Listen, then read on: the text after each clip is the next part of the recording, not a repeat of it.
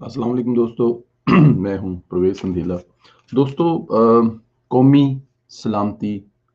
Committee کا اہم ترین اجلاس ہوا جس میں ظاہر ہے عسکری قیادت نے سیاسی قیادت کو بتایا کہ صورتحال کیسی ہے، بریف ہوا، سوال جواب ہوئے ہوں گے، اور یہ انتہائی اہم جب معاملات ہوتے ہیں ملکی سرحدوں پر کہہ لیں یا ملکی سلامتی پر کہہ لیں، تب اس قسم کی بریفنگ دی جاتی ہے۔ اس سے پہلے ہم نے پچھلے 2-4 سال پہلے جو کشمیر کے معاملے پر لے کر افغانستان انڈیا کے ساتھ جو مسائل ہیں ان کو لے کر اس سے پہلے یہ اجلاس ہوا تھا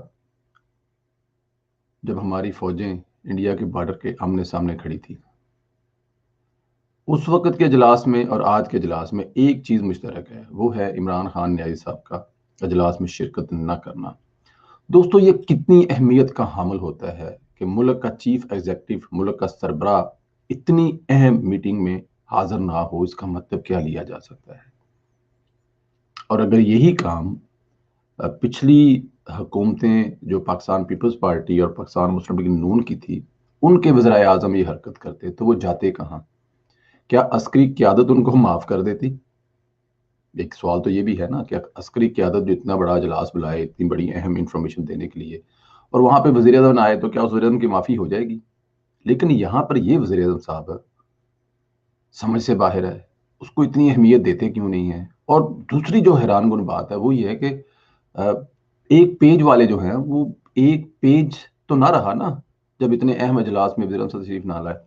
رؤف کلاسرا صاحب کا بڑا دبنگ تجزیہ ہے، پہلے تھوڑا سا وہ سن لے، پھر اس کے بعد آپ پر بات کرتے ہیں اسے۔ اور وہ آج اجلاس میں شریک نہ ہوتے being the prime minister,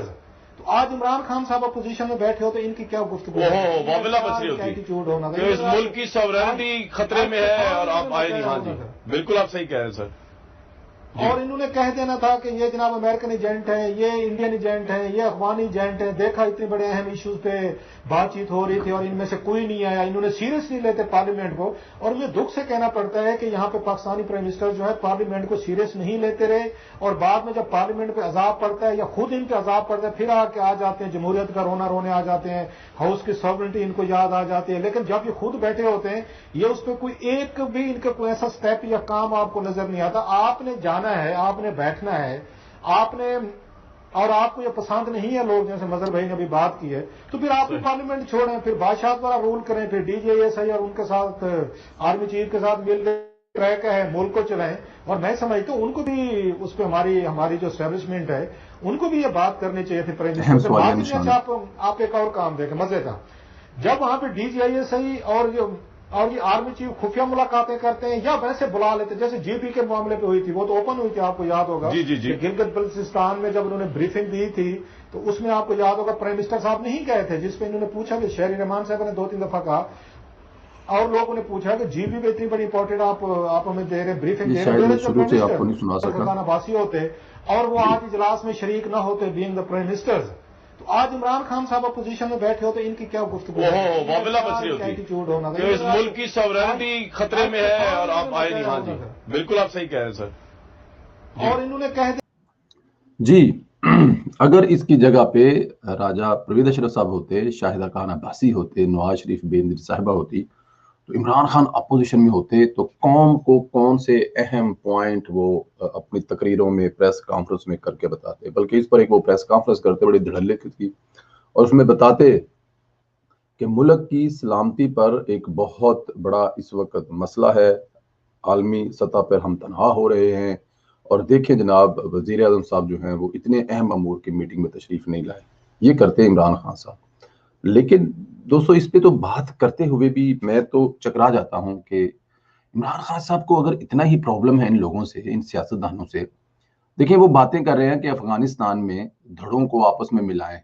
Taliban کو اور وہاں پہ جو اس ٹائم حکومت بیٹھی ہے ان کو آپس میں ملائیں، ان کی صلح صفائی کرائیں، ان کو بتائیں سمجھائیں کہ آپ لوگوں کی صلح صفائی میں ہی افغانستان کا فائدہ ہے۔ افغانستان کی صلح صفائی کرنے جا رہے ہیں، طالبان اور موجودہ حکومت کو آپس میں ایک ٹیبل پر بٹھانے جا رہے ہیں،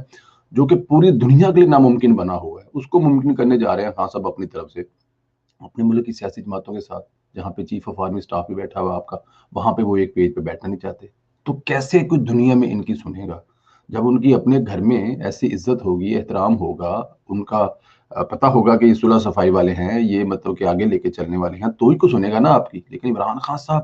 اپنے گھر میں اپنی اپوزیشن جماعتوں کے سربراہوں سے، لوگوں سے کوئی بات نہیں کرنا چاہتے، اور افغانستان جا کے صلح کروانا چاہتے ہیں طالبان کی۔